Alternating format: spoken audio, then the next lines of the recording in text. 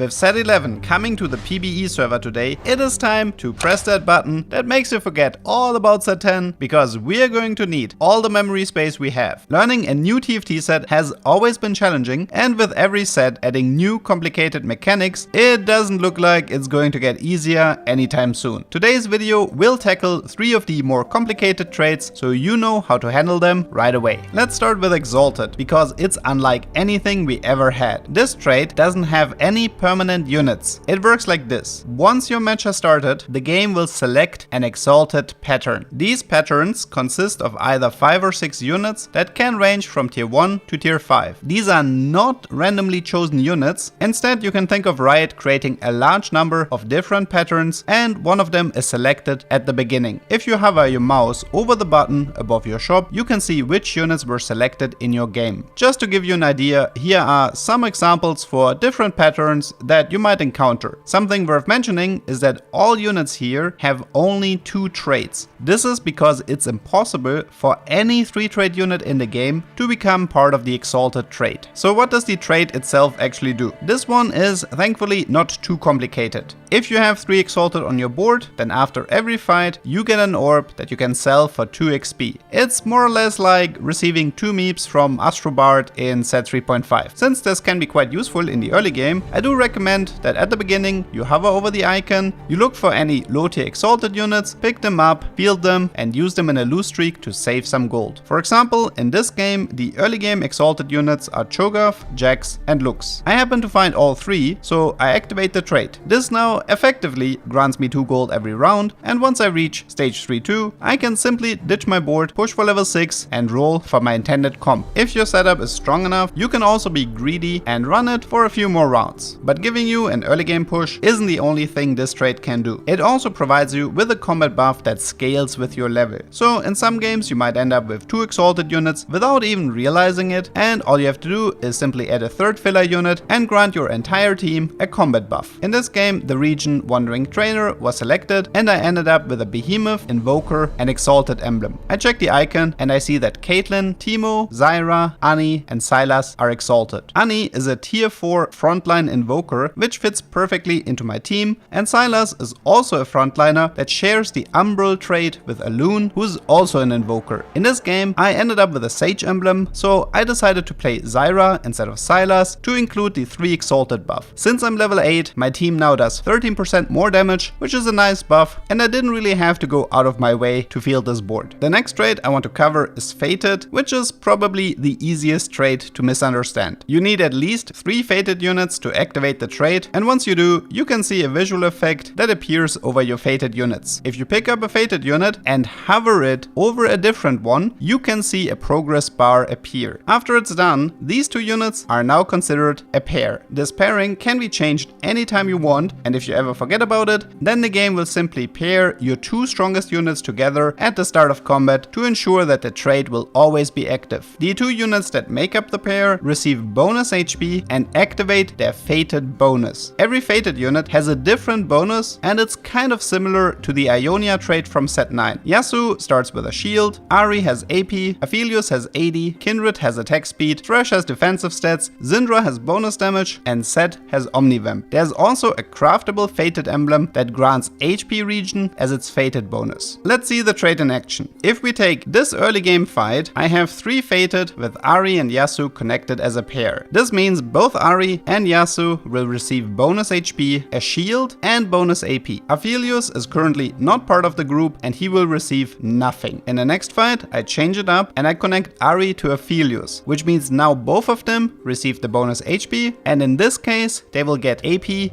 and AD. Since Yasuo isn't part of the pairing anymore, he will neither grant himself nor the allies a shield at the start of combat. If you field 5 Fated units, then the trait changes a bit. The HP bonus is still only on the 2 paired units, but the Fated bonus will now apply to everyone in the trait. In this fight, I have 5 Fated activated. Currently, Yasuo and Kindred are my pair, so both of them receive the bonus HP. Once the fight starts, every Fated unit on the board will now receive bonus attack speed, which comes from Kindred, 100 and starts with a shield which comes from Yasuo. If you go even higher into the trait, then this buff becomes even stronger. So in this fight with 7 Fated, everyone receives more attack speed and a larger shield compared to the previous fight. This is the core concept of the Fated trait. While I'm not really convinced of the vertical side of this trait yet, I do believe that playing 3 Fated in a Syndra carry setup can be quite strong. The most common setup will have a paired with Ahri of Set, so she deals more damage and then either receives AP or Omnivamp, which is more than worth it. However, my favorite pairing is to combine this duck with this subscriber button, which not only supports this channel, but it also gives you tons of cool new info about TFT. The final trait I want to cover is something I already mentioned briefly in my first impressions video, and it's the unique trait artist of the legendary unit Hwei. If you activate the artist trait, then the middle slot of your unit bench will start to glow. If you put any units on the slot, then he creates a copy of this unit after a specific amount of rounds. The amount of rounds required is equal to the cost of the unit. So if you place any tier 1 unit on the slot, then you will receive a free copy of this unit in the next round. If you place something more expensive, like a tier 3 unit, then you can see how the stack number goes higher after every round, and once it reaches 3, all these stacks are consumed and you receive your free copy. If you manage to upgrade Hwei to 2-star, then the required stacks are reduced by 1. So in short, tier 2 units now only require a single round to get copied, and a legendary unit will only take 4 rounds instead of 5. There are also 2 more important details for you to remember. First of all, PvE rounds will not increase the stack counter. It will only work after a player combat, so there is no point in fielding him for a single round to min-max your stacks. While you can't utilize the PvE rounds, you can prepare the stacks beforehand and use them on a different unit. In this example, I have Hwei as 2-star and Set on the special slot in the middle. After 2 fights, I'm currently at 2 stacks and I roll down my gold after the PvE round. I managed to find Set 2-star, which means I don't really need the stacks for him anymore. So I end up putting Galio, who is a tier 4 unit, in the special slot instead. The next round I reach 3 stacks, which is now enough to create a copy of Galio, and he's upgraded to 2-star. This mechanic will without a doubt become very important to get the most out of the artist trait and set yourself up for success in set 11. It also doesn't hurt that the unit itself is incredibly strong. If you ever see him in your shop, then you should consider picking him up, since he doesn't really require a specific setup to function. That one's worth showing again.